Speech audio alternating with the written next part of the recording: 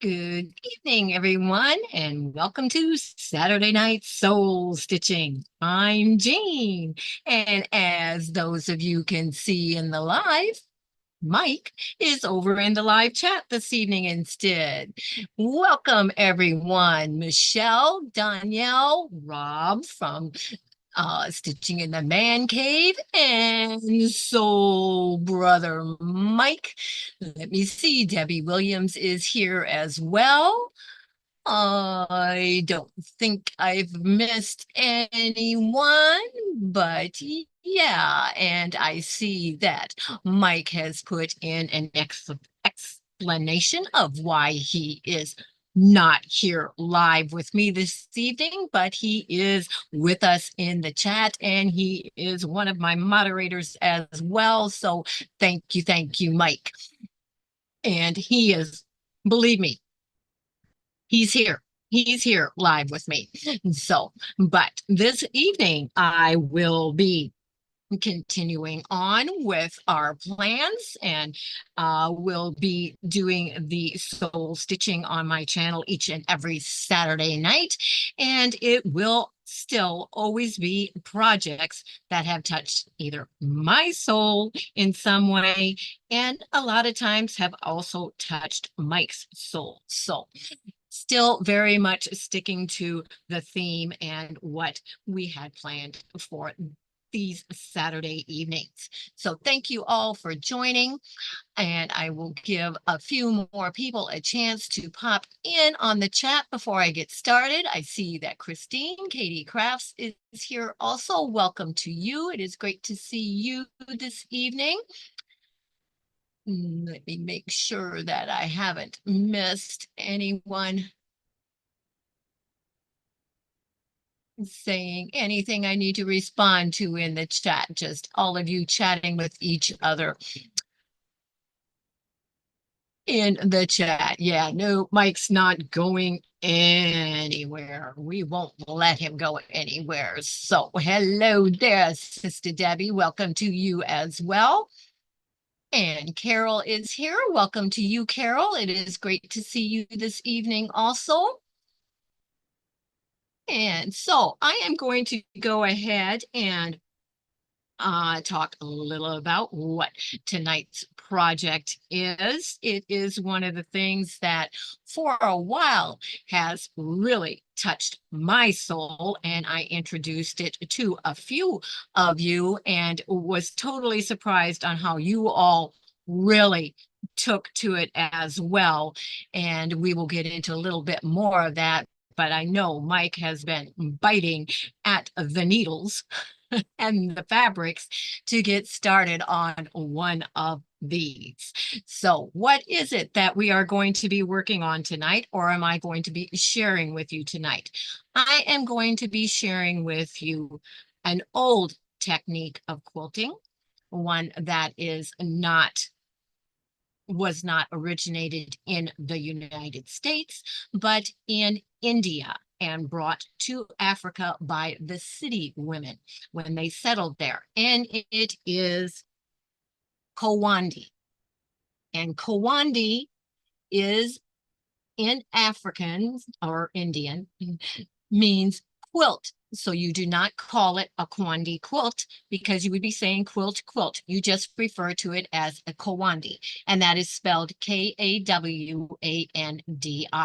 And this is just a small sample. I can hold it up there. You can see that it is all hand stitched. It is done with scraps of fabric. They refer to them as patches of fabric that are left over because the city women and city people, SIDDI is the spelling on that, were not well off. They were actually brought to Africa as slaves. So they were not well off, so they had to use what they had, and they were made as utilitarian quilts, of course, and they mainly used their saris for anything that they had on hand. And I will get into a little bit more history of that in just a little bit. And it is not done the same way as a traditional quilt with a pieced top, a batting, and a backing. It has a very, very thin, what they call fluff in the middle. They often used layers of saris, which a sari would consist of about 9 yards of fabric. So they could get a lot of use out of an old used sari. And they would layer those, and that would be the inside of their Kawandi.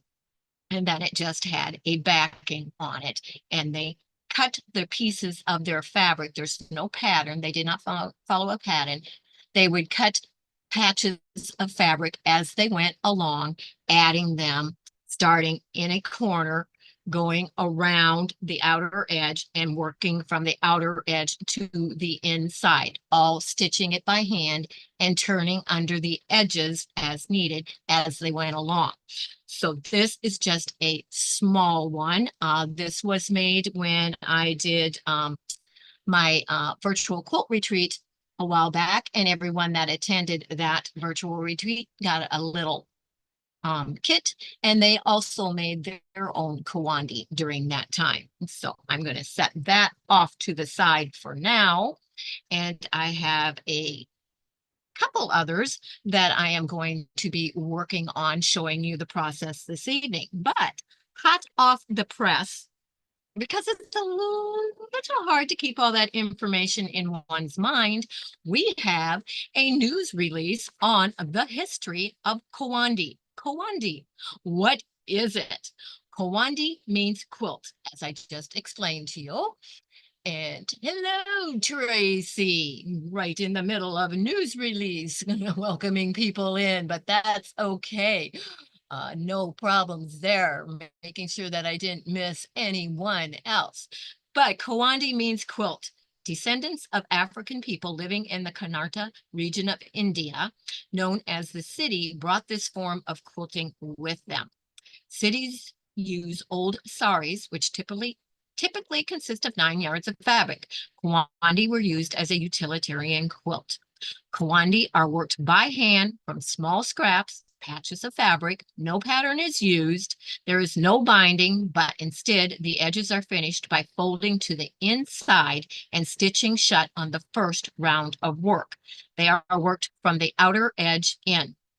And you begin by pressing, hand, finger press, or iron. Of course, they didn't have irons back there, so they finger pressed your backing fabric 1/2 inch all the way around.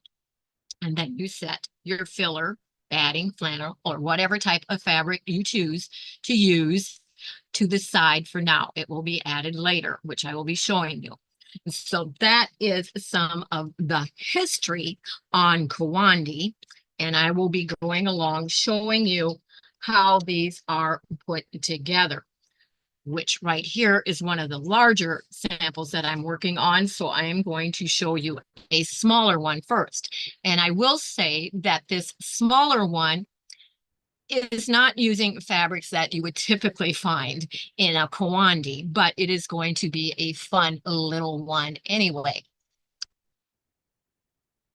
And Jill Strickland is here. Welcome to you. Melody Kiefer is here. Welcome to you as well. Trying to catch everyone as you pop in. If I miss anyone, I'm sorry. It's not intentional. Just a lot of information to share this evening. So this is the back of my Kawandi. And for right now, there is no filler in it because you have to work all of that first outer row first. And you can see I have some of the fabric patches on here. I already have, you start in the corner. I've already stitched this row down and up to this corner, and I'm getting ready to go. Let me bring this down so you can see. I'm getting ready to go across the top. So I'm going to show you how we add those on and how we stitch that. And I see my needle came loose here where I stopped my stitching there. Let me put that in there.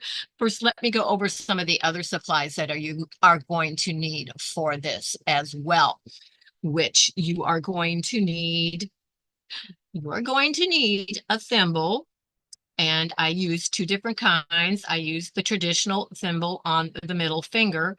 And then I also use this thimble that is put on the middle finger and pushed down so that you can push with the palm part of your hand, because some of this can get very hard to get the needle through, especially on that first round. And I also use my little fingertip.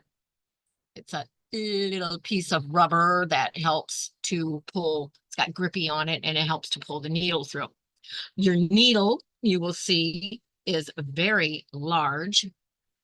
And I am going to add in, make sure I'm adding in the correct one, the one camera over here so you can see a little closer some of the work that I am doing. But you see, it's a very, very long needle. It is a milliner's needle, size 3. And it's very long, has a little bigger end on it, but that is what you are going to need to be able to do the stitching on this. And you are going to be using a thicker thread also, and the method that is used for the stitching of these is very similar to those of you that are familiar with big stitch quilting.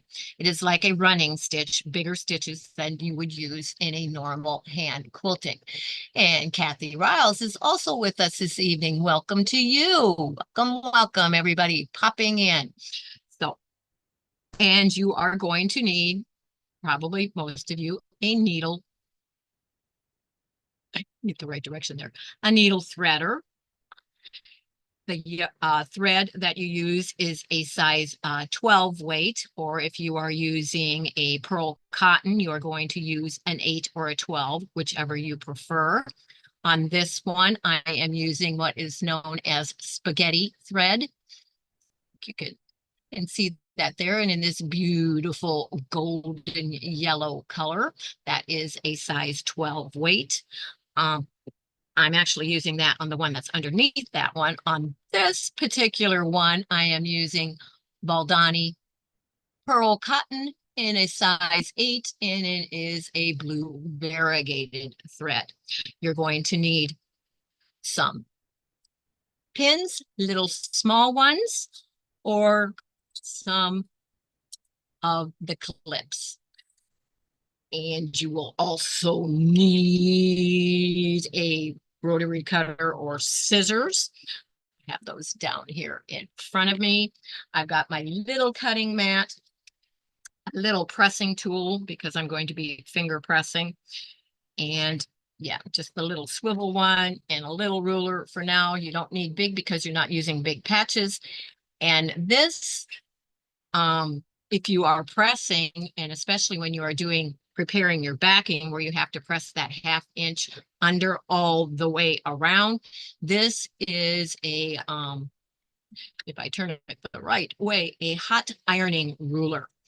And you can put that on there and you can press right on there. It has the markings on for you. And it also works well for finger pressing. So I am using that also this evening. And those are the majority of the tools that you are going to need as you work on this. Good evening, Deb S. It is awesome to see you as well. And Joydy is here. Welcome, welcome to you. Hopefully I haven't missed anyone. So on this smaller project, what it actually is I am making a large bag that I want to use to be able to hold my Kawandi fabric patches and my supplies and smaller Kawandi in as I am working on them. And I have a pattern that I've been wanting to make for some time, and it is this pattern right here. And it is larger than what it appears on there, but yes, it is called the junk bag. And it is done, the front is done a lot like a slow stitching project.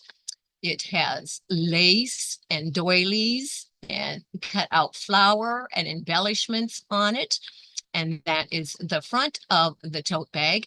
And on the back, they have you using charm squares pieced together. Well, I thought, what better than to make the back of that a Kawandi instead? So that is what I am doing for the back of that bag. So I have made my Kawandi the size that the back of that bag would be, which is this. I think it measures, oh, let me see. I know I had that written down, approximately 20 by 24. So that is what this size is and is prepared and ready to go. And you may have noticed that the theme on the fabrics is cowboys. Cowboys and yes, horseshoes and paisleys and florals and stars and all kinds of cute cowboy themed fabric. And it's pretty in pinks and blues and reds and browns. Just going to be really, really cute. But so that is what I am using on this. And like I said, you start in a corner, adding your corner patch first. And what I like to do is always do all four corners first. So I know that I have my corners in place because you're going to work from corner to corner. So I need a junk bag for all my junk. Yes, however, you can change that name to anything that you want on there, but it is called a junk bag, and mine will have the word junk on it. Yes, but that's cute. Hello, Delia. It's great to see you. Let me make sure I didn't miss any other comments. Why aren't you on the panel, Mike? You have to slide up in for his explanation on that, Deb. When he popped in, he explained why he's not in the live. Junk can be a pretty word. Yes, it can, because it will hold all kinds of pretty things, but we're working with pretty junk all the time. And so I have this turned under. Like I said, I started here. I've already stitched that first line of stitching, which is what, oh, let me see if I can get it held up here so you can see that there, like I said, there is no binding. So you are turning under the edge on your backing and the edge on your fabric piece and joining those together and stitching 1/8 of an inch in on that all the way around to hold that down, and adding your pieces as you go along. You want to make sure, however, that you do not stitch that is left open. You do not stitch the corner shut. That is because at the very end, we are going to be adding something to those corners, which if I bring this one back down, you will see. You probably wondered what those little triangles were that are on the corners there. That is called fula, and it's on all four corners of the quilt. And that is their finishing touch, what the cities considered. It was not finished until they added the fulla, which is a decoration, and it stands for pretty flower. And so that is always added on at the very end as an embellishment to make it pretty. That's what they did. But these are some of the fabrics that I'm using. You can see these better here, but yeah, they are all cowboy themed, beautiful motif fabrics from back in 2009, I believe, that I got these fabrics. But they are very, just showing you some of them very quickly. But yeah, got to get down to this one because yes, I love the flowers on that one. But yeah, lots of the cowboy ones, lots of the stars. And there's the pretty calico type flowers. More of the cowboy. I was thinking there was, I think I've already probably used the one, but yeah, here's the paisley with the flowers in it as well. But so those are the fabrics that I'm using, and you can see starting in this far corner, which I don't think I don't think I'm gonna, I just need to get this out of the way on the camera on me. Sorry. But let me bring this up a little farther there, and you can see where I started in this corner, and I put a full patch in that corner. and you stitch that, and then you have to make sure that you overlap each one of your fabric patches by a 1/2 inch, and that the one on top has the fold under on it. The one below you don't have to fold, but you have to make sure that you overlap that by a 1/2 inch so that it is stitched in and stays in, and you don't have any raw edges that become exposed on the top of your quilt. And so Blessed by Jess is also here. Good evening to you. Great to see you. You will have to make a visit there, Mike. All righty, I missed where there is, I guess. It's so great to go outside in. Yes, yes, Mike's referring to working from the outside in. That is totally different than what we are used to. And it really is awesome.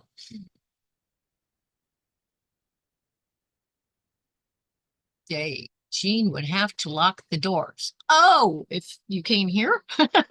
Is that what you're referring to?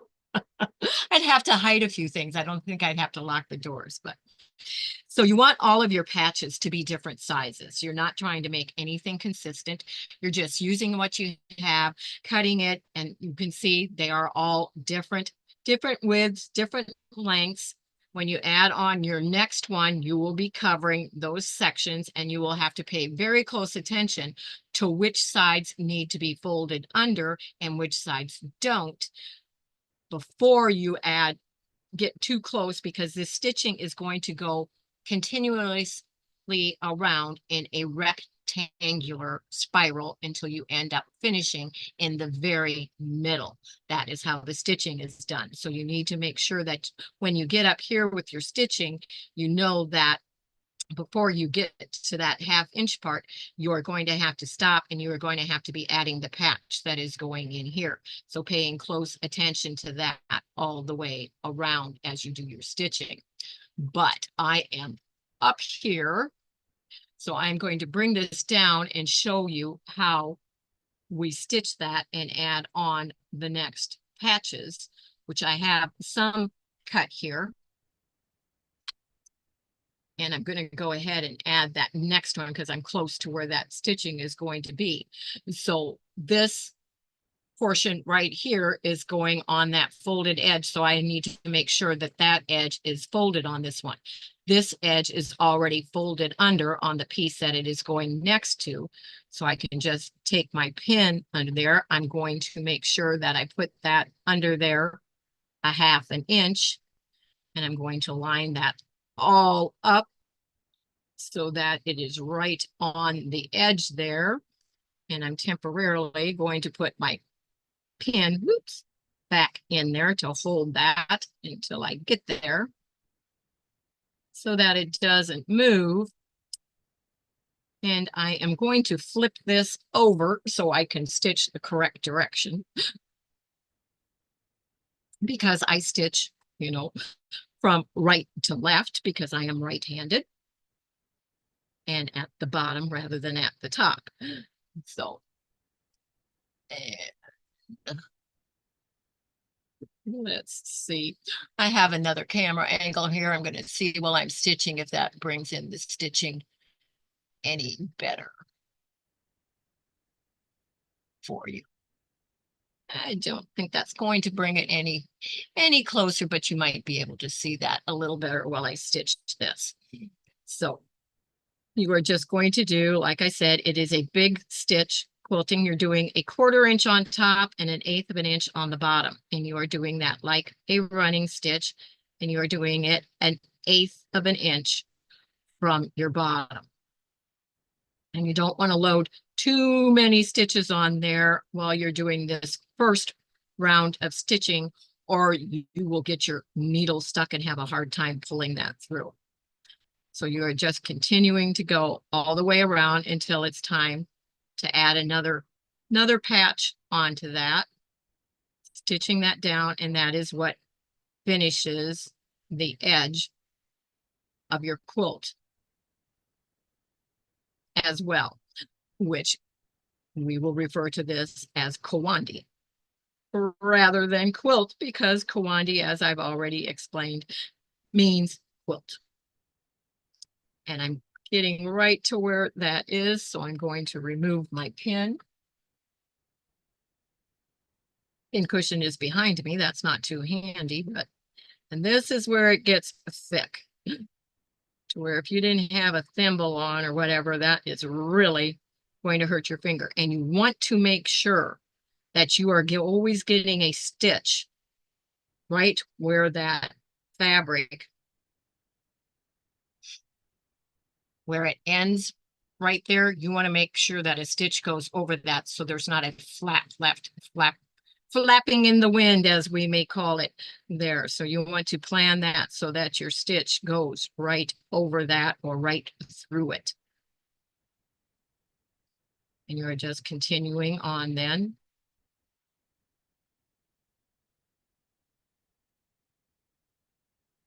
And you will see that you will be able to, it gathers up a little bit. You just pull it flat as you go along. Make sure that you have your piece lined up straight. I'm going to put a little clip on that to keep it in place till I get there.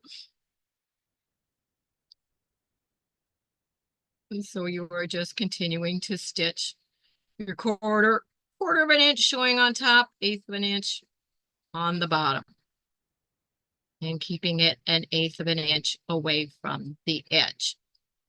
When you start your spiral going in, after you've gone all the way around the outer edge the first time, you are going to be stitching between 1/4 inch to 1/2 an inch apart on your rows.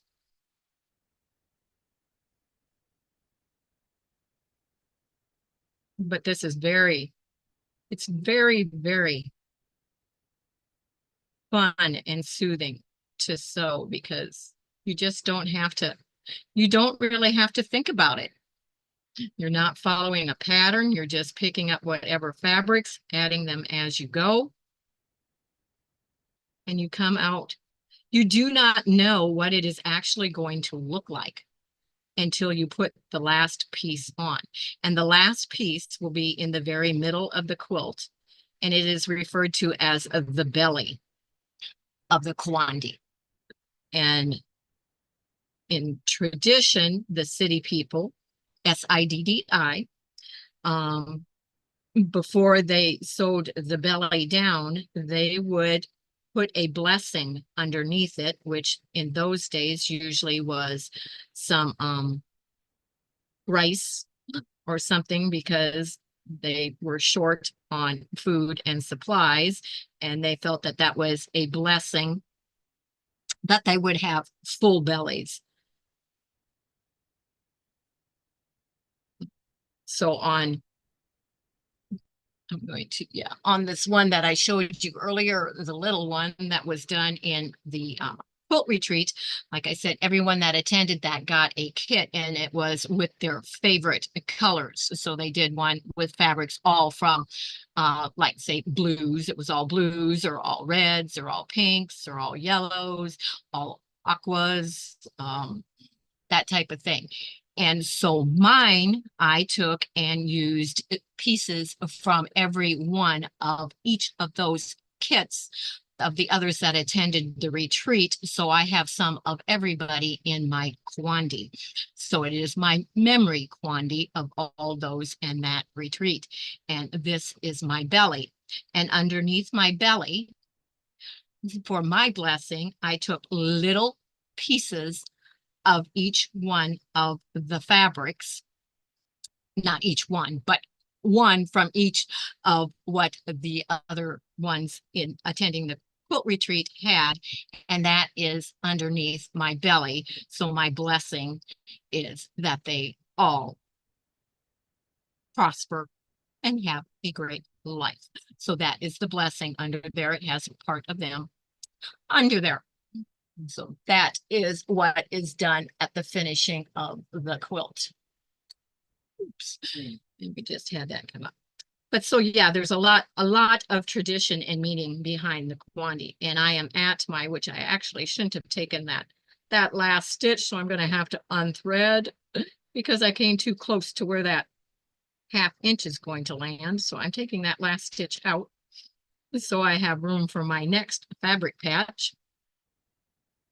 And now I'm going to have to clip a little end off my thread so I can get my needle threaded again. We will get that threaded. We'll see if I can do it without the needle threader. I don't think so, but it's a little thick to go through there. Yeah, no, I'm gonna have to use the needle thread. Okay, if I can get it this evening.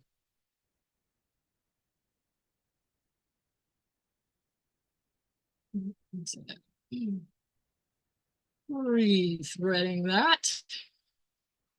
Go. And I'm going to add the next piece on here. Let's see, where are my fabrics here? Which we have this one, and we need to check and look. We need to make sure that our folded edge is at the fold.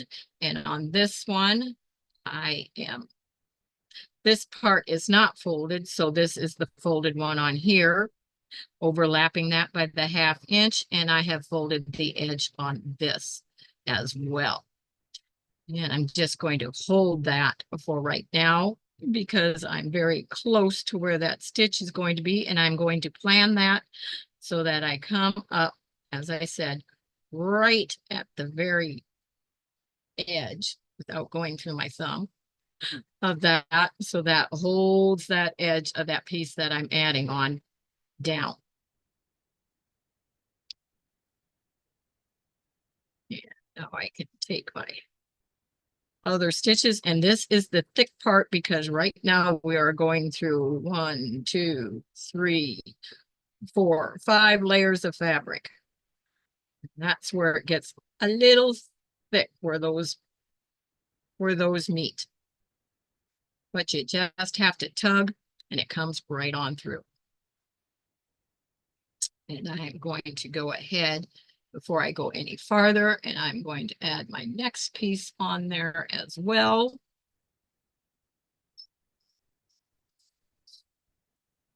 And this piece is folded over, so the unfinished edge is going under the finished edge, the folded edge, the 1/2 inch. And of course, it's the first round, so you have to make sure that that is folded on that, which it is.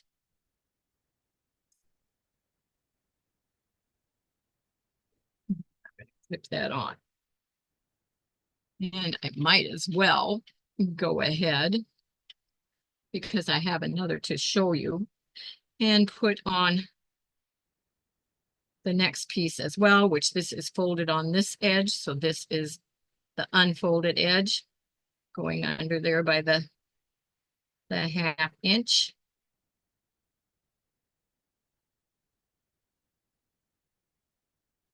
Like that up, so they're all right there. Put a clip in that. So do you figure out how big you want your piece and go from there? Yes, because you have to have your backing cut first. And also, well, your filler, you have to add, after this first stitching round is done, you're going to pick these up. And that is when my filler happens to be a thin piece of flannel. You are going to place that inside after you have done that very first edge. You don't put it in all the way to the edge because that would make it really difficult to stitch. And so it's added after you do that initial 1/8 inch. Good question, Delia. But yeah, so I determined what size I was making these. Cut my backing because you have to press your 1/2 inch under all the way around on your backing fabric as well to the inside, so you have that finished edge on the outside. Yeah, think backwards. And this one, what direction am I going with it? I'm going this direction.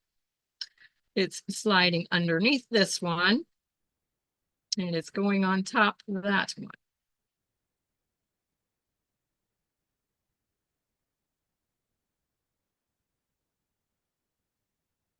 Why do we have that so big? I think we need to trim that just a little bit.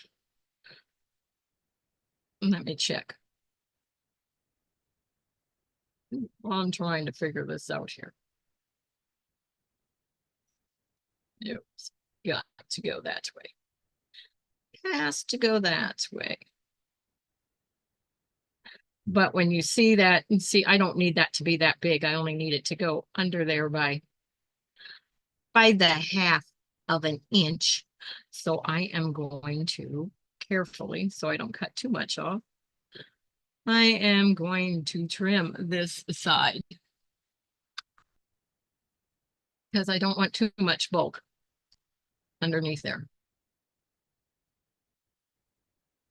And that is how the city would do it as they went along. However, they just tore their patches.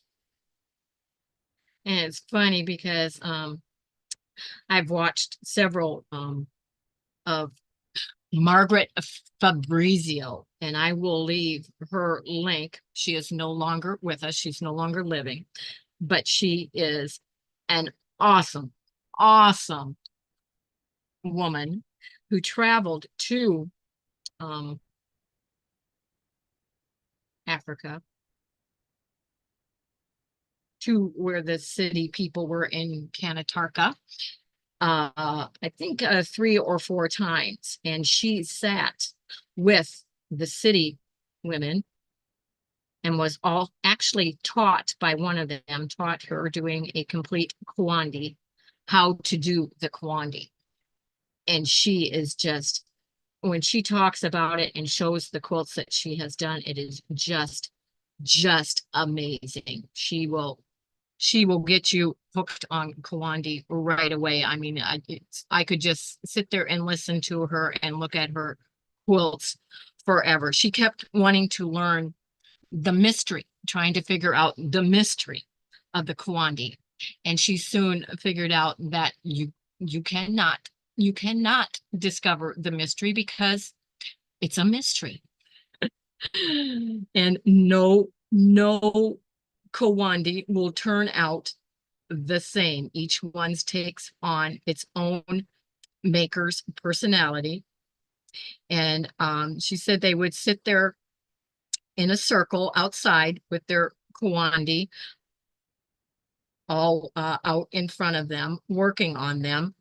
And a woman be working on hers, and suddenly one of the other women would decide, well, maybe she needed a little more color or something, or so she thought, to her Kawandi. So she would just throw a patch in the middle of her Kawandi. And that kind of meant that, oh, yeah, here you go. You need some more colors. You need some more fabrics. So they would throw them on each other's Kawandi for them to use.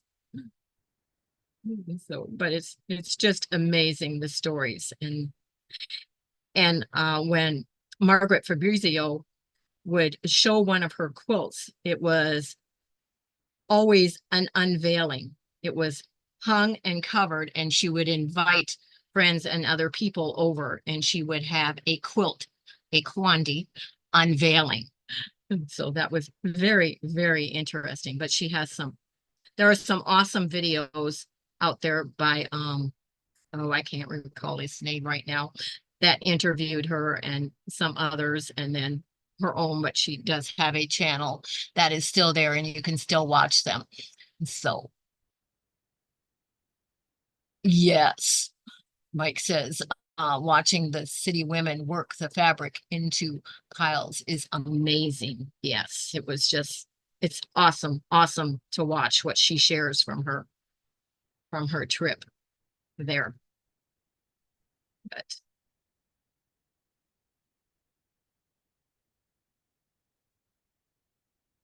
and that's where you really get to learn a lot of the history of it, is just listening to Margaret talk about her adventures on her trips to the Cantatara region, and actually sitting right there with the women. And they did not speak English, and she didn't speak their language. She had a translator for when the woman was teaching her the Kawandi. And I forget, there was a question that she asked, and the woman didn't understand. She asked her why she had put a certain patch, why she chose that one, because she watched her and she thought, she was looking at him, and Margaret thought, surely she's not, the woman had picked up one of the fabric patches, and she thought, surely she's not going to use that patch there, and that's the one that she chose to use. So she had her translator ask her why she chose to put that fabric there, and she kind of looked at her like she didn't understand what she was saying. And then she just looked at her and she touched her heart. The decision came from her heart, is why it was that piece that was chosen to go there. And so that's just how they did that. Full contact quilting. And Francis is here. Welcome, welcome. Joe Cunningham. Yes, thank you. His name left me. There were a couple. There was one other besides Joe that also did. But yes, Francis, very quickly, she was at the virtual quilt retreat, and she very quickly fell in love with Margaret Fabrizio also, and the Kawandi style of quilting. And I'm about at the end of yes. A Treat 3 is her channel. And I will, like I said, I will be leaving that and a link to the favorite one that I watched of hers in the description box after the live is over. Well, hello, Eva. I'm sorry I didn't see you pop in. I just saw that was you that mentioned that. Yeah, glad that you heard the discussion going on. But I am going to need to change thread. So I am going to go ahead and reveal what the next one is that I will be working on during some of these sessions. That is underneath here. I'm going to fold this one up. Ouch, watching the pins. And put it out of the way so that I can show you the one that is underneath here, which each one that I am doing is getting larger. That one, as I said, was about 20 by 24, and it will be called and referred to as the junk bag Kawandi, since it is going to be the back of my junk bag. So that is the front, and the Kawandi will be the back of that bag. So I will be able to carry it around with me. It's all my handwork, my supplies and everything, and working on a Kawandi with everything in there. This next one, as you may be able to tell by the back, is made out of African fabrics. It will be what I am naming and referring to as my Soulful Overland Journey Kawandi, which, for those of you that don't know what the meaning of the word safari is, safari means an overland journey. So that is what I have decided to name this Kawandi. And it is using the beautiful African prints that were gifted to me. So I'm going to open this, and this one is going to finish at approximately 42 by 42. So it's a little big for the space that I'm working in, but you can see that I do have some of the fabrics added to it as well, ready to stitch. This was a beautiful fabric with the animals that you find on safari on it. So I decided that I wanted to use that on the center of the top, the center of the bottom, and you will also find it on the center of the sides. So that is the only thing that I planned on that because I thought that would look neat that way. So I'm trying to get this up out of the way so we can get to the section down here that I'm actually working on. Just put my hand right through that, but you can see there are, and I will bring down, I've shown these African fabrics before, but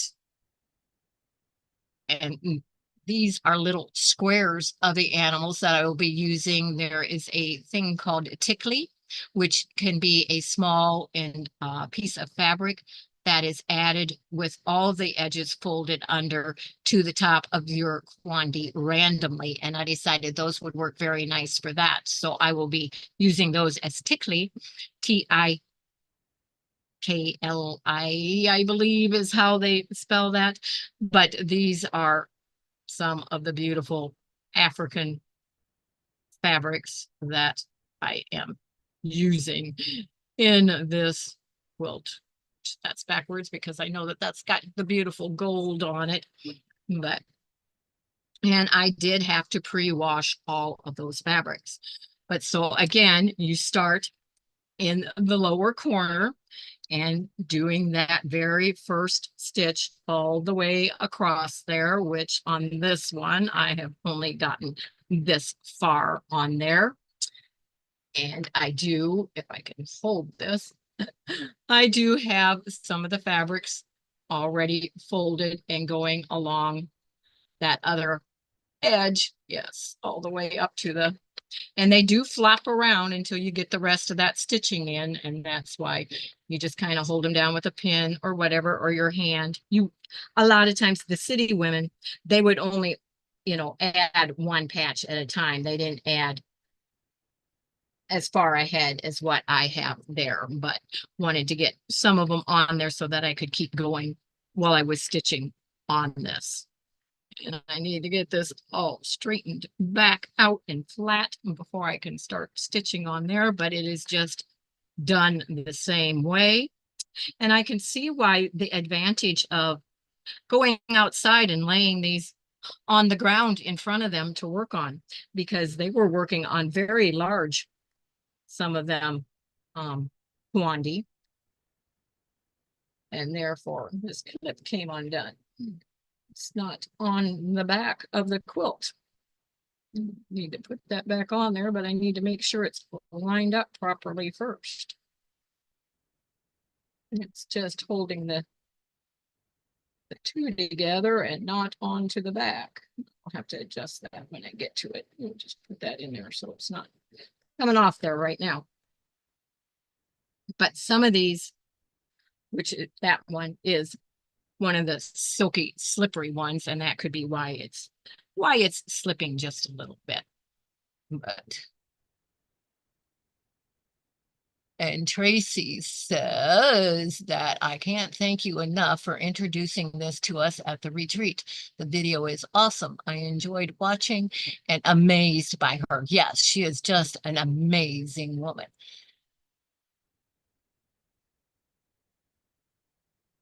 I could have sworn that I read an obituary on Margaret Fabrizio Francis. So that might have been an old Instagram. I don't know, but I'm pretty sure that I thought I read an obituary, but I could be mistaken. I could be mistaken. I don't know.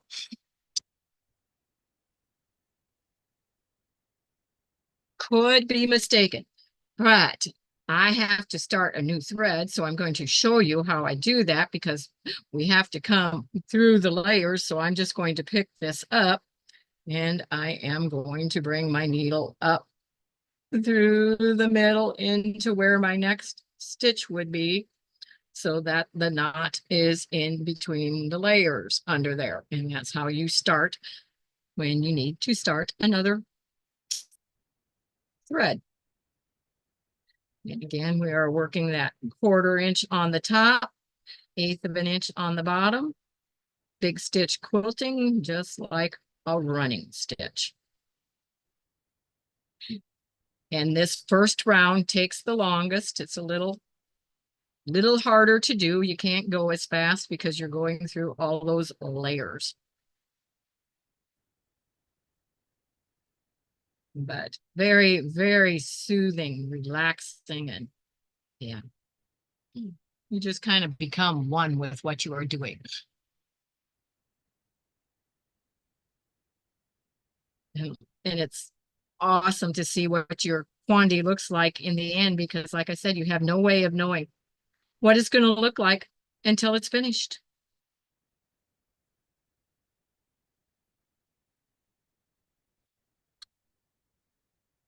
And this one, the one for the junk bag isn't going to take long to finish. This one will take a little longer to finish because there's a lot of stitching when you think that when you saw from the first one how close the rows of stitching are together. There's a lot of hand stitching done on it to where all those come together. So I'm making sure they're all tucked there even and making sure I plan my stitch so it covers that edge of that piece. And this is where you will see I'm really, really, really having to push on this needle right now.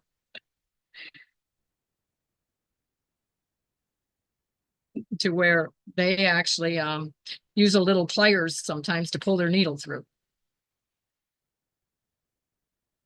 You may need to find that you will need to have one handy because you may have to do that occasionally too.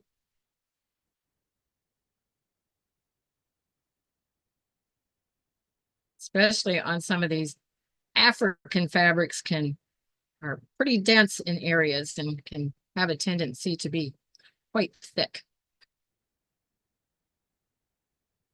But I need to check the time and see where we are.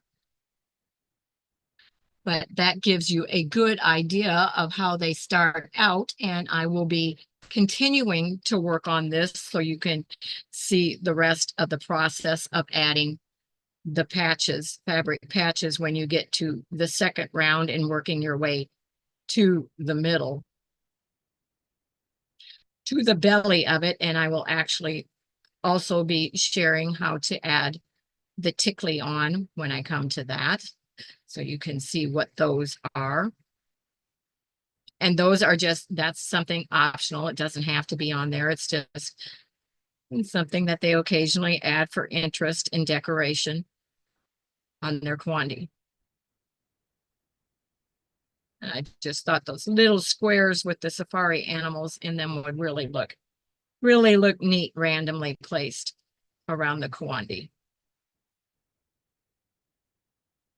That's how I'm going to use them.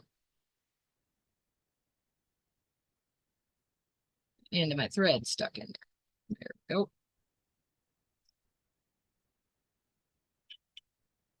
But does anyone have any other questions on Kawandi?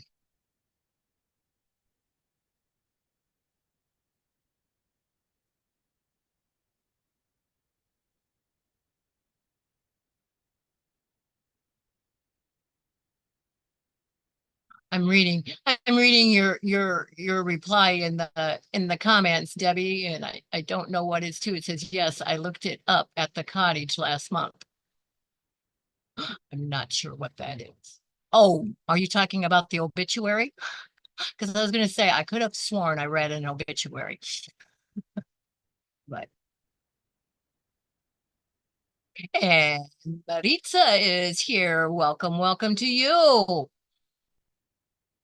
I think that is what you may be referring to, since I didn't see that at the time that I was talking. Love the colors, Elsa Jean. Thank you, Eva. Yes, these African fabrics are beautiful. And Mike loves this one right here in the corner, the blue one.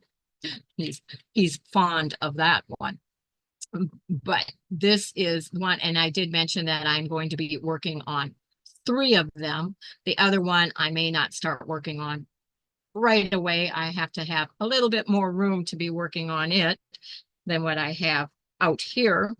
because it is going to be, and let me make sure that I get that right. It is going to be a throw size that measures 52 by 74. And I am naming it Tilda Meets Kawandi because I'm going to be using some of my Tilda fabrics on that one. So each one different and interesting, using many, many fabrics in each of them. But so that is the first process of showing you how the Kawandi is done. I hope that you have enjoyed it. I hope that some of you decide to give it a try, because I think you will find out, even those of you that may not, really like hand stitching, you may find that on a Kawandi, you really find it relaxing and interesting, and just a journey in itself as you work on a Kawandi. So hoping that some of you decide to go ahead and give it a try, and those that were in the quilt retreat where we did that, I'm sure would be able to tell you how much they fell in love with it. It's such a creative expression. Yes, Mike. And Danielle said she loves all. I love all the one with the animals. Yes, yes, that's a beautiful fabric. Do you quilt them by hand, or are they machine quilt? It's all done by hand.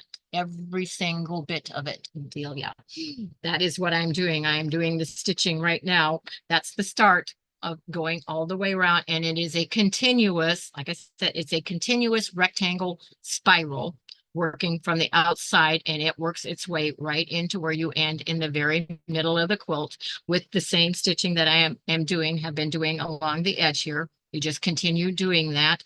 It will end up being about a half an inch apart, your rows of quilting, and it never crosses. It just keeps going in a continuous rectangular spiral. Or if your quilt's square, it would be a square spiral, and that it is all done by hand. There are some that do not do it traditionally, and I myself do not consider it a Kawandi, because a true Kawandi is all done by hand and done by one patch at a time, just cutting it, placing it on there, seeing what you need to go as the next one. And no, a machine was never used in the making of any Kawandi, so that would not be traditional. And Jordy says, it was great learning about Kawandi. Thank you. You are welcome. Thank you very much. Yeah, give it a try, Jordy. You may find out that you really enjoy it. It is not the same as hand quilting, because you are doing a larger stitch. So it is a little easier in that sense, but it is just very, very relaxing, very therapeutic, just awesome, awesome to work on, and then be amazed at what it looks like in the end, because like I said, you're not going to know what it's going to look like until you are finished with it. How big do the pieces have to be? Whatever size you want, as long as they have the ½ inch to be able to be covered on all edges of it. And so, yeah, they're all different sizes, and all, as see on this, I decided to use the whole a long rectangle on that, because I wanted all the animals on that, not cut up. So that's a large piece. All the pieces are different sizes on it, according to the size of your finished Kawandi. If you are making a large one, you can use a little larger pieces than what you would use on a smaller one like this. As you can see, the pieces are rather whoopsie, are rather small on that. And there you can see how the stitching is just in that continuous rectangular spiral around there, ending in the very middle of the quilt. Right there on that blue patch shows you how you turn when you get to it. You can see how it just keeps going in that continuous spiral until you get to the middle. And all the pieces on this are all different. And that is how the back ends up looking. And the little triangles on the corners are called Phula, Phula, which stands for beautiful flower, and they are added on to the very end. And then their quilt is considered finished because that is a embellishment to make it pretty, is what they said, and finish the quilt. So that is also their tradition. It is not finished until the fulla is added on at the very end. Oops, caught a needle from, must have been on the magnet under there. Caught that along the way. But I'm going to, let me bring myself back in here first.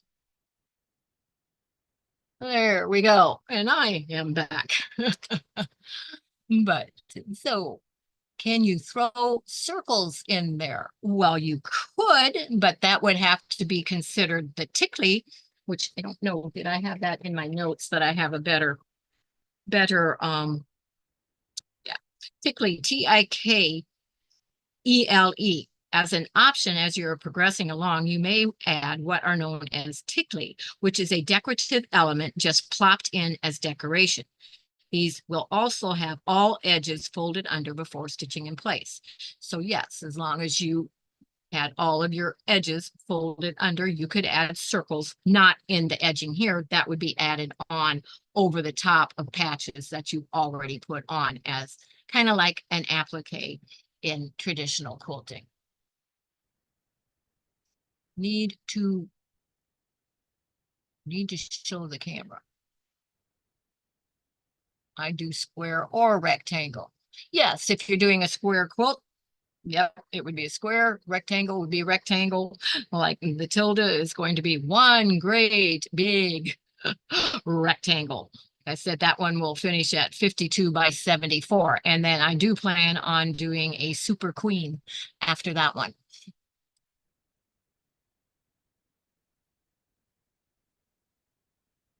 And Mike says I can do Quilting at my desk at work during lunch. Awesome. So if I hope that that answered your questions. If it didn't, let me know. I will try to state that in a different way that you can. You already moved camera, so can see you. Oh, okay. Yeah. Yeah, no, I didn't move it. It's just clicking on. Yeah. I had to click on the back on the laptop instead of the cameras that I was using for me to show. But thank you, Eva. Yeah. So there you have everything that I had ready to show you this evening. And as it just so happens, it is the end of the hour as well. So very well planned once again on what I was able to do to, oh, I see what I did. I unthreaded my needle when I pulled that out of there and it flipped over there. Remember that, but it's on the magnet there now, so I won't lose it. But yeah, right on time again, as usual. So thank you very much. I will be back next Saturday night working on Sylvia once again while I am working on both of these to get to a place that I am either finished or feel that I have shared all the information that can be shared with them to move on to another project. I will be alternating on weeks just as Mike and I had planned between Sylvia and the Kawandi. So that is what will be next week, will be the next step on Sylvia where we left off last week. So which that will be adding the squircles onto the background fabric and beginning some of the wool embroidery embellishment stitches on that. Have a great night, everyone. Enjoy the rest of your weekend. Thank you, Delia. You too. And Joyce. Oh, hello, Joyce. You did pop in pretty much at the end there. Sorry, missed the live. Have to watch the replay. No problem. And everyone is saying good night. And Eva says, really enjoyed this. Thank you for sharing. Love ya. Thank you, Eva. Love ya all. And I hope you all have an awesome rest of the weekend. I will see you on I'm not sure whether I'll see you on Monday or not. So I will say I will see you on Wednesday because I will definitely see you Wednesday afternoon, 3 o'clock for yeah, coffee time stitching in the cottage. So we'll see you then. And that is when I am working on completing whips. So I will be working on one of my works in progress during that time and sharing tips and techniques along the way as I work with those and try to get as many of those completed and out of the way as I can.